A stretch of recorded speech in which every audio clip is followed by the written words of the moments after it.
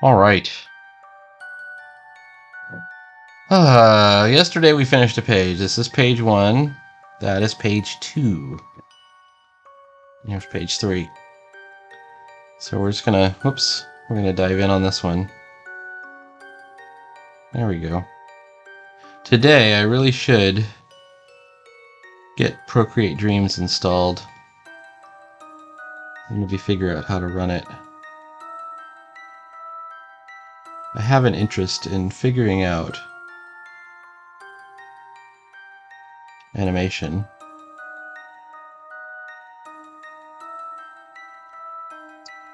Yesterday on my weekly stream, I did do, I wouldn't say that they're complete roughs, but for page 5, this is page 3 that I'm working on. I've got the kind of the roughs on page 5, and actually I did a little bit more. Corbeau gets blasted. We can see that these gorilla guys did it. They're going to be carrying off the bodies while this guy reports back. He's talking on like one of those wrist receivers, like Dick Tracy kind of. And then we're going to see that Corbeau and Aura are captives. And the person who's captured them is mysterious in the foreground. Oops. And will be like talking, musing to himself somehow. We'll have to figure out who it is. And then on the next page, we can have a conversation between the villain and the heroes. I've been watching that Spy Smasher clip that was on Justice League was it Justice League Unlimited? I don't know, Nathan Fillion played Spy Smasher. It was a perfect role for him. And if you watch the old serials, I think I may have mentioned this. Oh, by the way, let's go ahead and start erasing these. If you watch the old serials, what was cool about the Spy Smasher serial, it was like the greatest collection of stuntmen ever. You know, this is early Hollywood, just after the silent era, and they've got all these action scenes. It's the 1940s with, you know, guys fighting on 2 levels in a mad scientist lab, and at one point Spy Smasher's like jumping off of a ledge. And I have to think that some of that stuff was taken right from the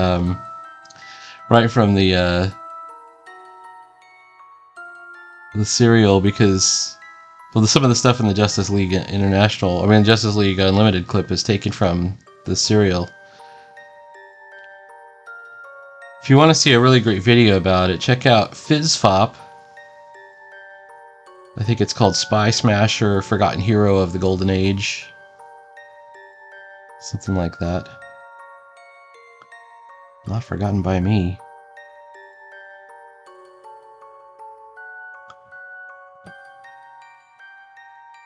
And they make a point of showing Spy Smasher's ship is able to go both underwater and in the air.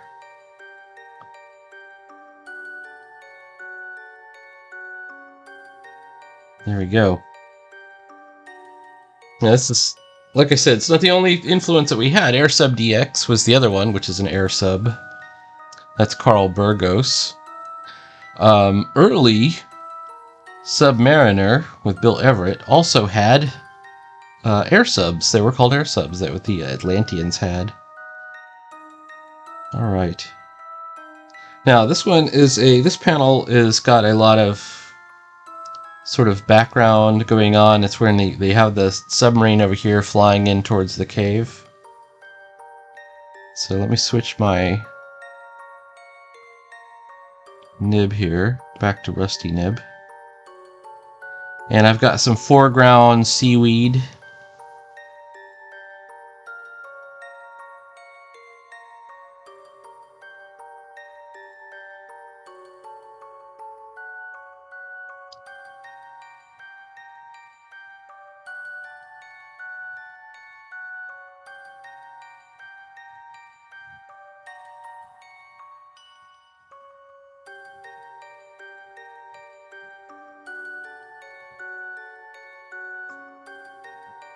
And I'm going to reduce my pencil lines to being pretty light.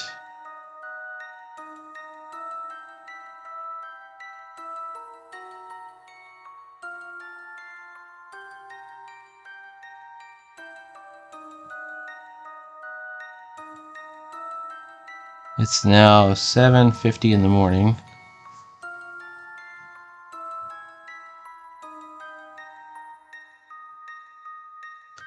I could do the seaweed as just blacked out because it's right up in the foreground. So we have seaweed right up in the foreground, and the submarine is just tiny off in the distance here. But we're not going to do that. What we want to do, I'll tell you why. The eye goes to the point where there's the greatest contrast, right? So we're going to think about this.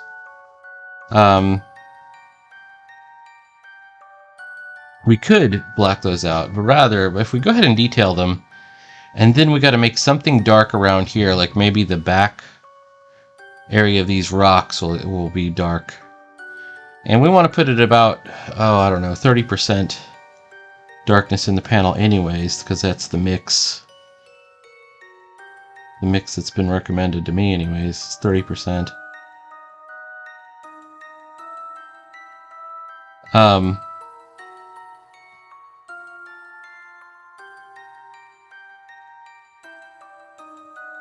So that our eye will go right towards it. If there are other elements that we could work into the composition that point, for example, if we make this seaweed point towards the sub,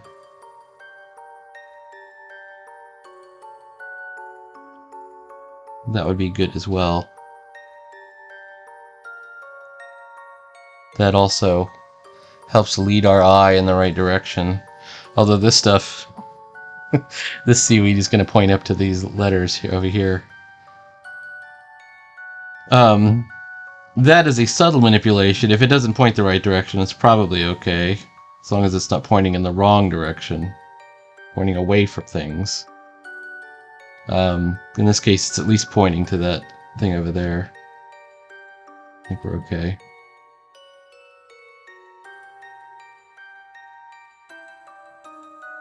This is meant to be like this sliding metal door.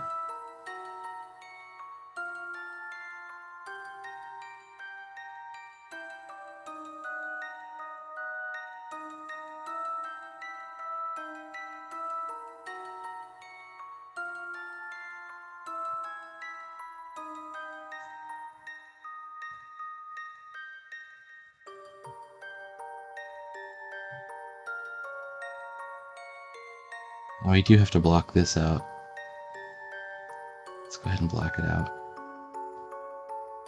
Just to show that there's depths of shadow inside. Okay, this is the side of the cliff, the undersea cliff.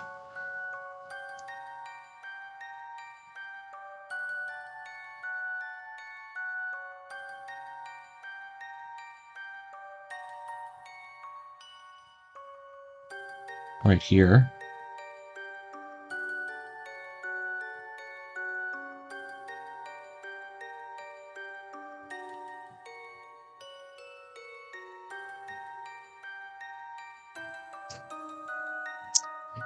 And one of the things that we're also trying to do is control our line weights. I don't know if I'm doing the greatest job in the world.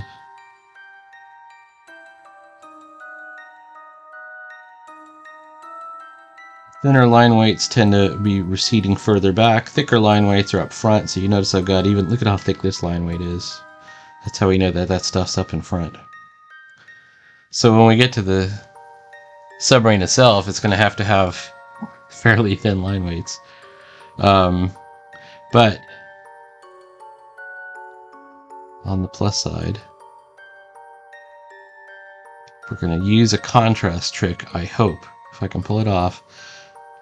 I'm at least conscious that I've got to try to do that.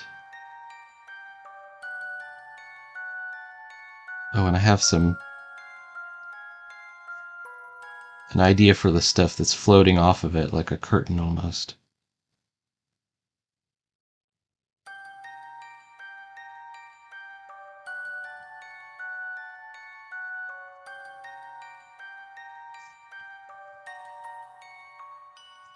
And we want to do some kind of gradient. The inside of this cave thing doesn't have to be metal, it could be a stone texture.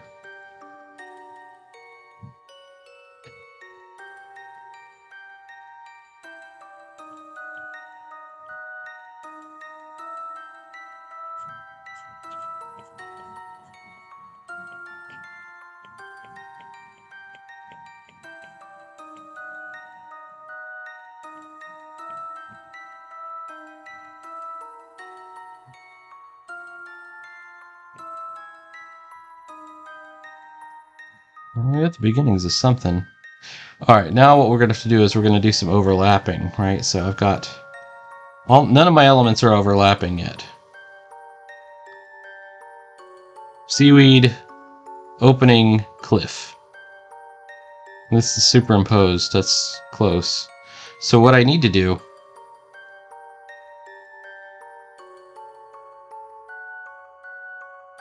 is overlap a little bit with something.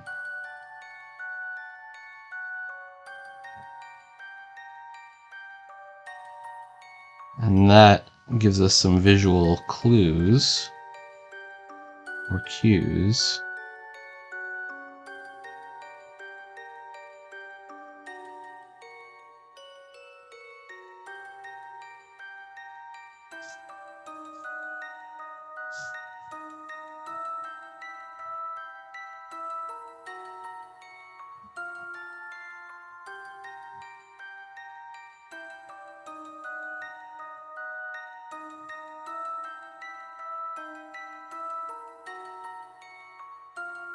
Out. What's going on? Now, how else can we make this appear to be underwater? Well, we're going to have to add some bubbles and some kind of flowy water marks inside there. You got to be careful because otherwise it just looks like scribbling.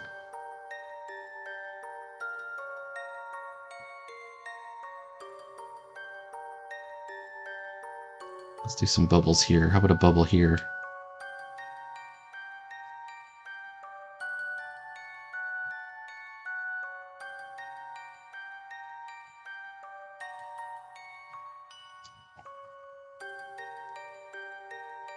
We don't quite have all the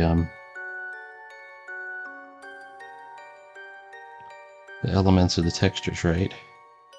I definitely got to get the lighting right inside here.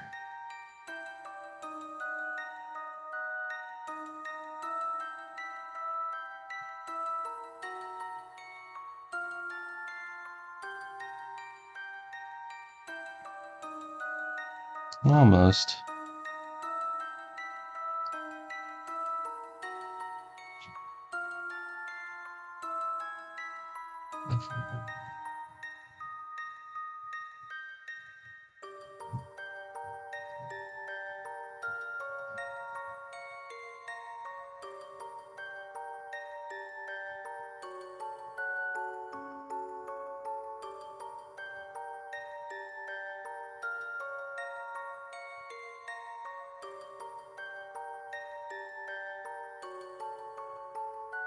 No, I don't like that one. That. And remember your foreshortening.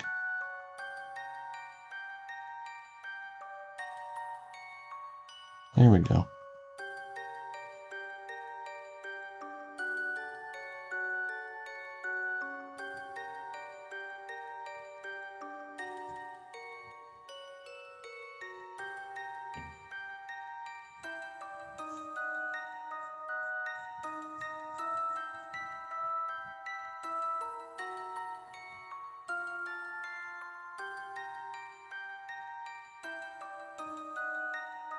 Okay, now we've got to figure out how we can texture up this thing here. And of course, there's one thing I've left off, which is the submarine itself.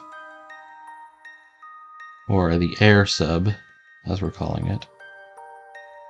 Well, let's give this kind of a three-dimensional look first, because I think it looks too flat.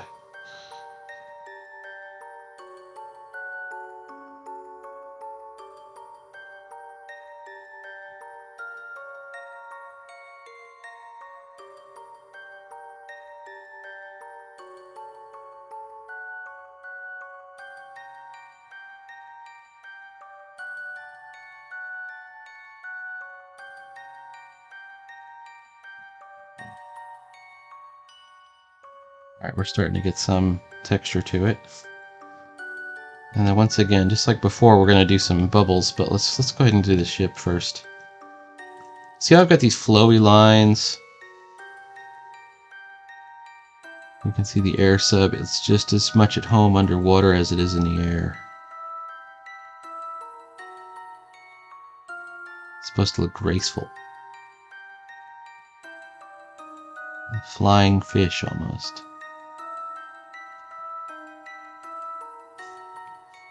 Gonna make that one wing in the back a bit smaller.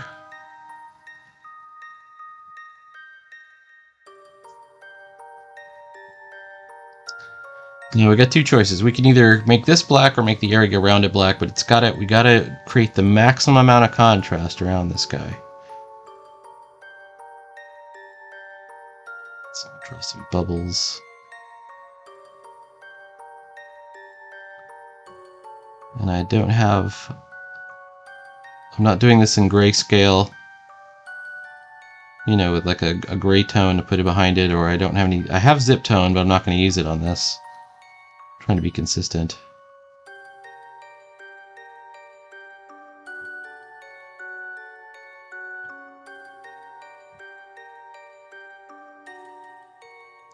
So how do we make this black all around it? Well,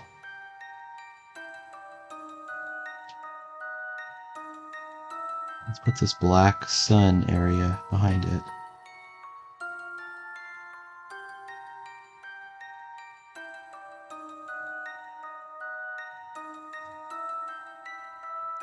Old-timey comic artists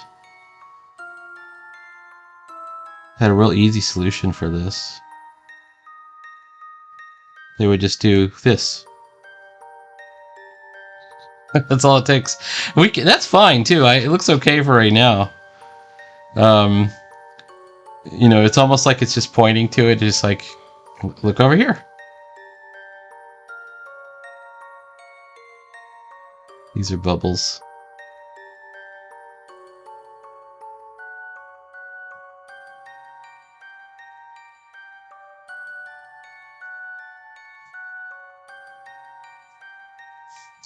We don't want to make it confusing looking. That might be the answer right there.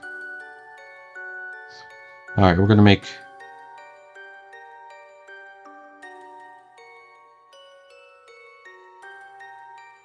I have some vines coming in here, some coral.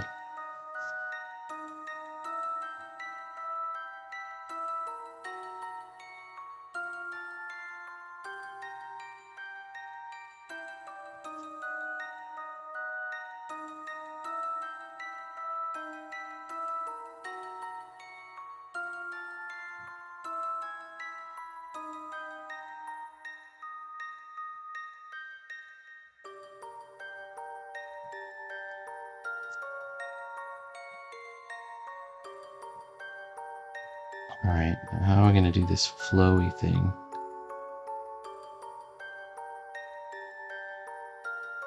I might do that on a different layer, just so I can demo it, see if it works. Like, it seemed to work in the pencils, but I'm not 100% sure it'll work in the inks.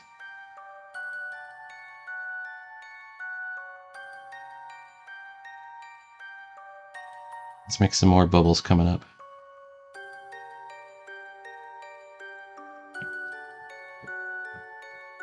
That. Now, I had it's kind of a good idea. Some kind of weird vine or coral.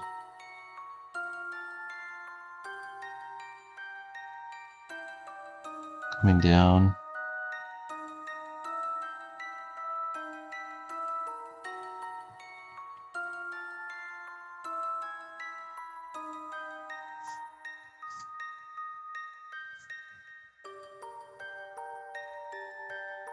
This area is not working.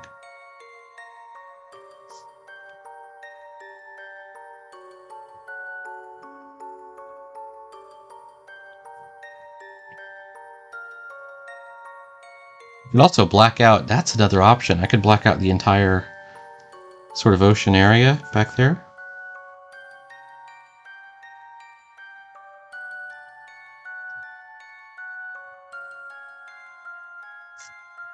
Let's give that a try. I'm putting it on its own layer, and that means no shortcuts, unfortunately.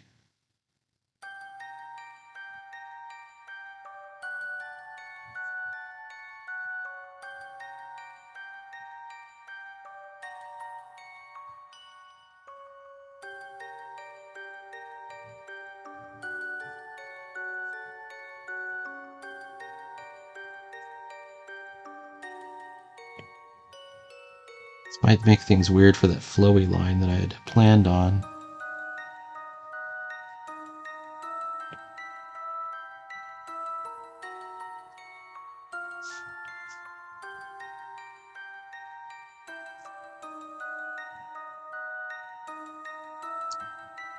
And it certainly makes things weird for my little bubbles back here, but I could do those with just an eraser.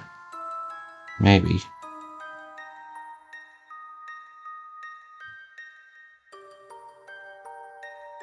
We could also kind of gradient it out so that it's darkest at the bottom of the ocean, bottom of the sea, or in my case, the bottom of the panel. And then it kind of gradients lighter towards the top. This is what I would do if I had zip tone. I better be on my right panel, on my right layer.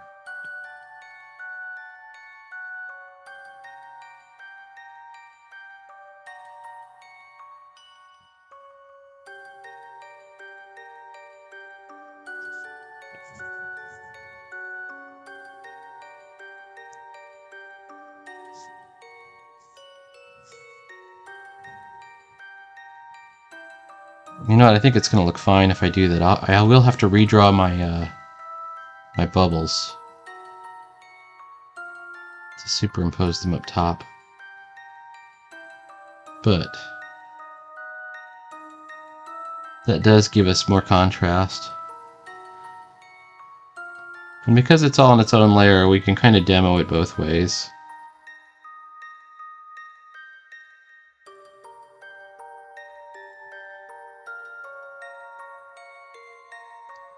So here it is, like that.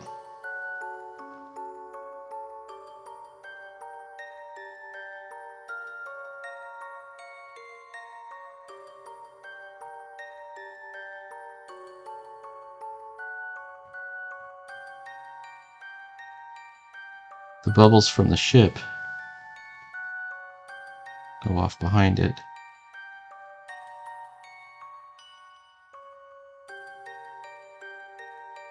But the other bubbles are they rise vertically, right? So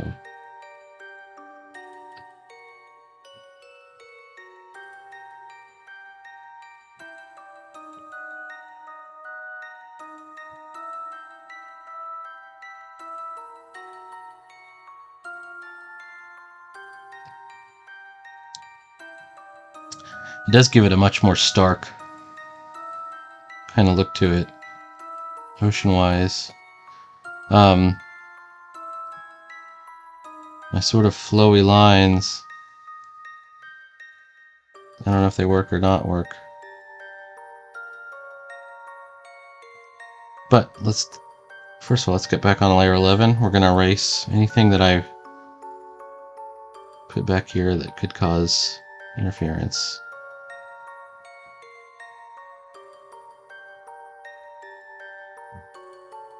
We'll be drawing a lot of bubbles in after the fact. Alright, we're going to go ahead and take this and nuke it out for just a second while we put in bubbles, or rather, different kind of bubbles. I'm writing bubbles here, but this is for speech bubbles. Alright, and that uses a different nib.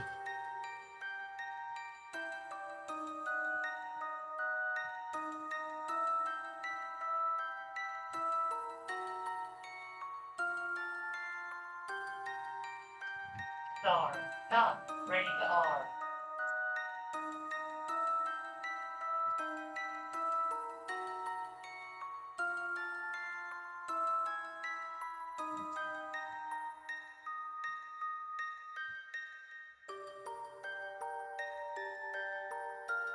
Something like that. I've got a tangent I've already created over with that little area, but we can fix that.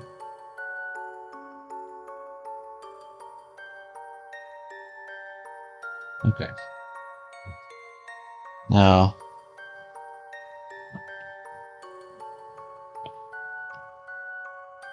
let's get over here. There we go. I'll fix the tangent.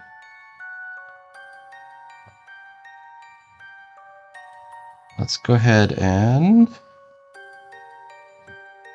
continue with these bubbles.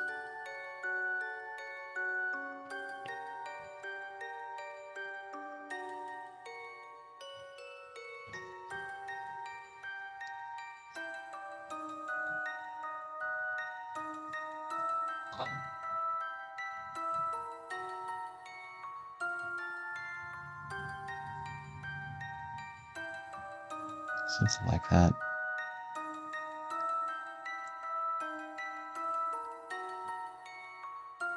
Right back to black. Okay. Now, we actually have lots of details that we still have to do, and I still have to do that bubble. But there's all kinds of hatching and texturing that has to go on.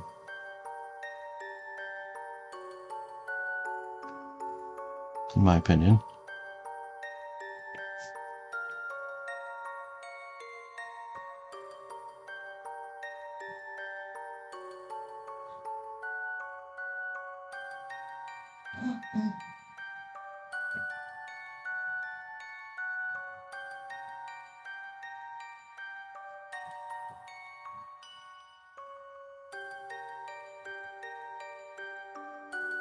And I even had this idea. Something kind of overhanging the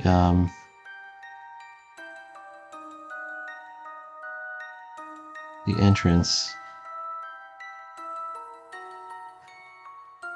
kind of ominously.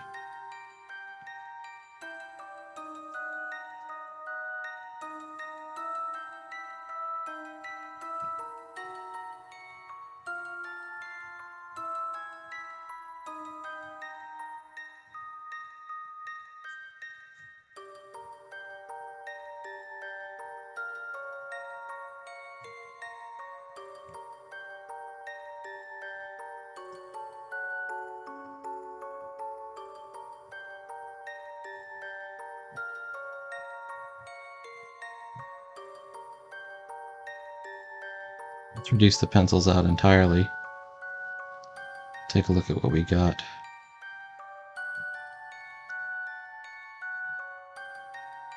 Oh, there is like on the underside of air sub. There's these little, whoops. These little thrusters are using the wrong nib.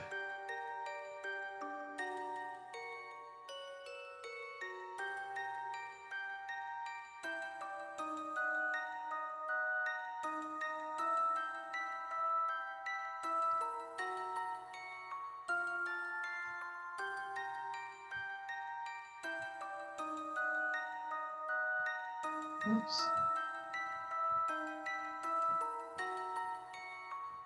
Okay. At this point, we can also make more little seaweeds. We could put seaweeds all over this place. We don't want to go too far, but we can do all kinds of little...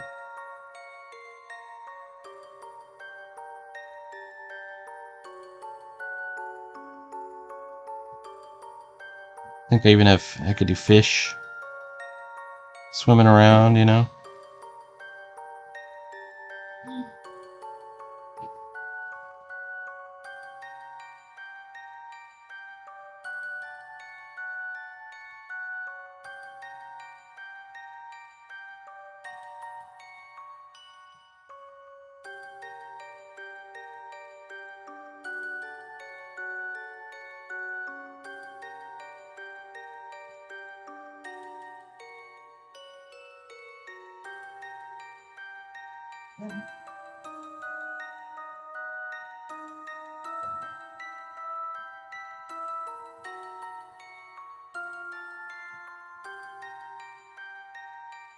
Some of these bubbles we could even put a little bit of extra. Because right now they're just eraser marks. It's okay to give it a little bit of a extra texture.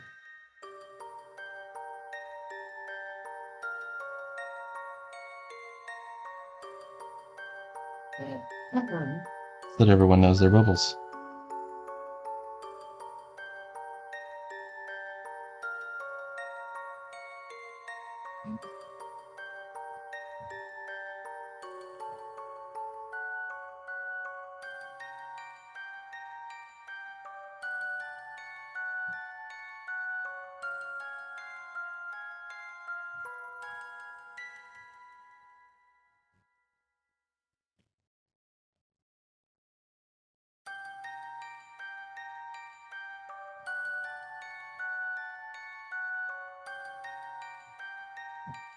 Now, it would be cool if we could, I don't know if I'm good enough inker to do this, to do a light. I'll give you an example of what it would look like. Let me do it in, I could do it right here. The light coming in. That's not bad, actually.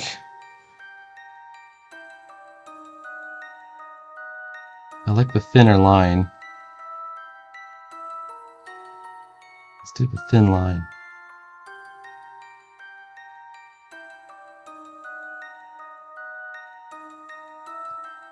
And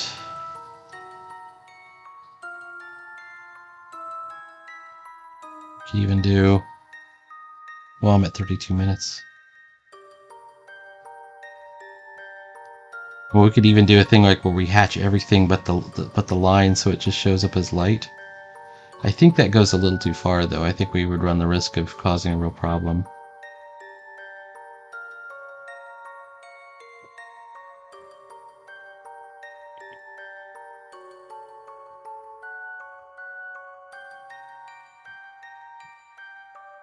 But it does serve to create another arrow pointing towards our subject, leading the eye the direction we want it to go.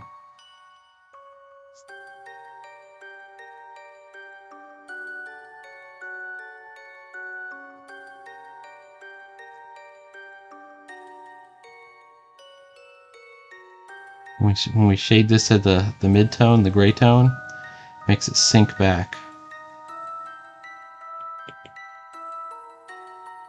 So now that one looks a little bit more distant. We should actually do the same up here.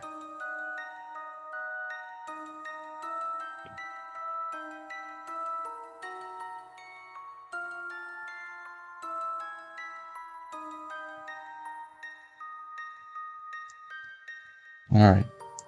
Please like, follow, and subscribe. There will be more comics every day. And before you know it, we'll have another amazing adventure for Corbeau, Le Corbeau.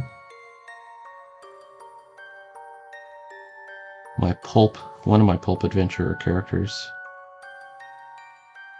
Oh, this is a murky depths of the sea soon reveal their secrets. This is a narration box.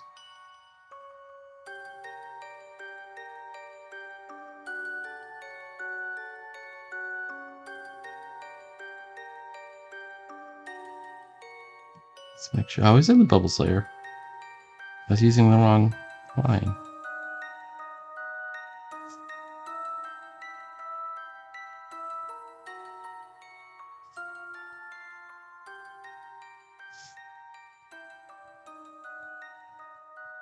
Alright. That's it for now. See you later.